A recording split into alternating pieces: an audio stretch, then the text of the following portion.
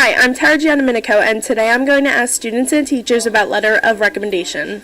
The first thing I did is I asked the teachers I wanted them from before the summer, so I gave them enough time so they knew I was going to be asking them again in the fall.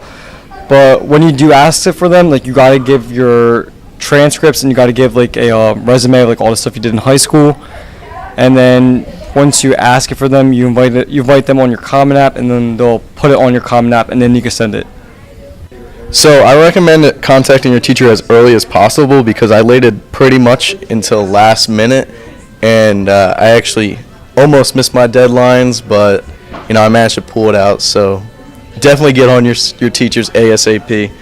And I got a letter of recommendation from Adam Prime.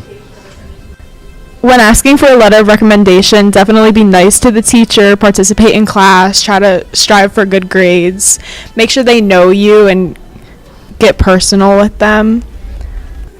When a student asks me for a letter of recommendation, the first thing I do is I hope that they respectfully ask. There's nothing worse than getting a poorly typed email asking for that favor. I usually ask them to make sure that they give me a resume, a transcript, or at very least a list of clubs that they've participated in to show that they've been involved in the whole school community. For letters of recommendation, one policy that I have that I think most teachers would agree with is give me some notice. If you need it on a Monday, hitting me on a Friday afternoon is probably not ideal.